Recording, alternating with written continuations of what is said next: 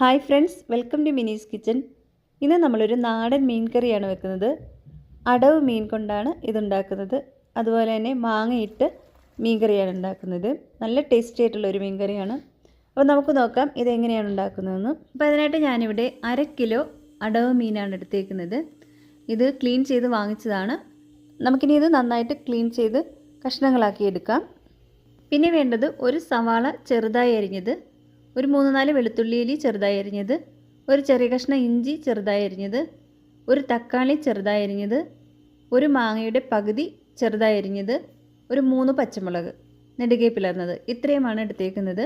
അരപ്പിനായിട്ട് ഒരു 3-4 table spoon തേങ്ങ ചിരകിയെടുത്തിട്ടുണ്ട്. ഇതൊരു മിക്സിയുടെ ജാറിലിട്ട് നമുക്കൊന്ന് അരച്ചെടുക്കണം. ആദ്യം വെള്ളമൊന്നും ഇല്ലാതെ അരച്ചിട്ട് കുറച്ച് വെള്ളം കൂടി ചേർത്ത് നല്ലൊരു പേസ്റ്റ് പോലെ ഒന്ന് അരച്ചെടുക്കാം. നമുക്കിനി മീൻ കറി ഉണ്ടാക്കാം.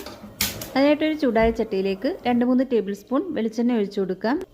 എണ്ണ ചൂടായി വരുമ്പോൾ നമുക്കിതിലേക്ക് 1/2 ടീസ്പൂൺ കടുകും 1/2 ടീസ്പൂൺ ഉലുവയും കൂടി ചേർത്ത് കൊടുക്കാം.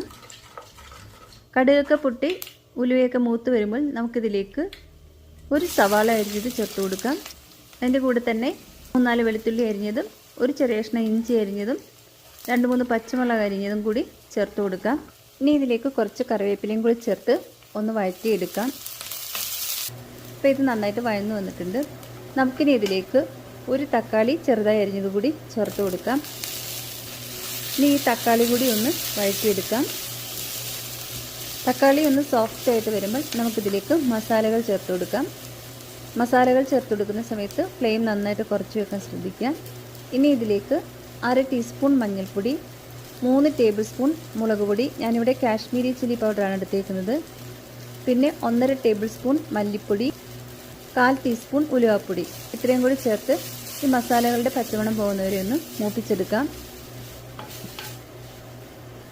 ഇപ്പോൾ മസാലയൊക്കെ മൂത്ത് വന്നിട്ടുണ്ട്. ഇനി ഇതിലേക്ക് നമ്മൾ അരച്ച് വെച്ചിരിക്കുന്ന തേങ്ങയുടെ പേസ്റ്റ് ചേർത്ത് കൊടുക്കാം.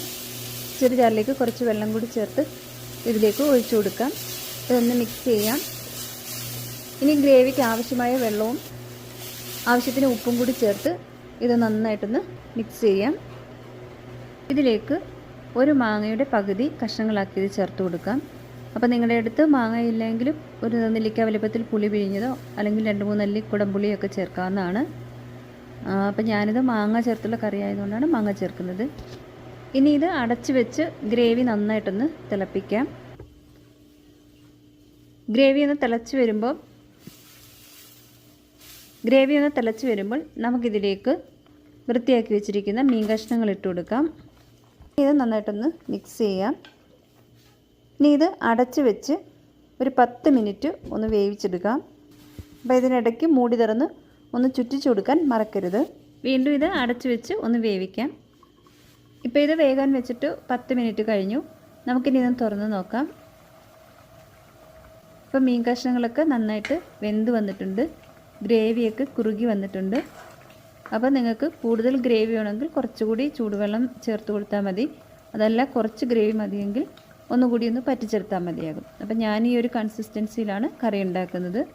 അതുപോലെ ഈ സമയം ഉപ്പ് ചെക്ക് ചെയ്ത് നോക്കിയിട്ട് ആവശ്യമുണ്ടെങ്കിൽ ചേർത്ത് കൊടുക്കണം. ഇനി ഇതിലേക്ക് കുറച്ച് കറിവേപ്പിലയും 1 ടേബിൾ സ്പൂൺ വെളിച്ചെണ്ണയും കൂടി ചേർത്ത് ഒന്ന് ഇളക്കി വാങ്ങുമ്പോൾ നമ്മുടെ കറി റെഡിയാവും. നമുക്കിനി ഫ്ലെയിം ഓഫ് ചെയ്തതിന് ശേഷം ഇതൊരു സെർവിങ് പ്ലേറ്റിലേക്ക് മാറ്റാം. അപ്പം അടവ് മീൻ കിട്ടുമ്പോൾ ഇതുപോലെ ഒന്ന് തയ്യാറാക്കി നോക്കുക. നിങ്ങൾക്ക് തീർച്ചയായിട്ടും ഇഷ്ടപ്പെടും. ഇത് ചോറിൻ്റെ കൂടെയും ചപ്പാത്തി, ദോശ എല്ലാത്തിൻ്റെ കൂടെയും പറ്റിയ നല്ലൊരു കറിയാണ്. അതുപോലെ ഏത് ഫിഷ് വേണമെങ്കിലും ഈ രീതിയിൽ തയ്യാറാക്കാവുന്നതാണ്. അപ്പോൾ നിങ്ങൾക്ക് റെസിപ്പി ഇഷ്ടമായാൽ ലൈക്ക് ചെയ്യാനും കമൻറ്റ് ചെയ്യാനും ഷെയർ ചെയ്യാനും മറക്കല്ല്. അതുപോലെ ആദ്യമായിട്ടാണ് ഈ ചാനൽ കാണുന്നതെങ്കിൽ സബ്സ്ക്രൈബ് ചെയ്യാനും മറക്കല്ല്. Thank you.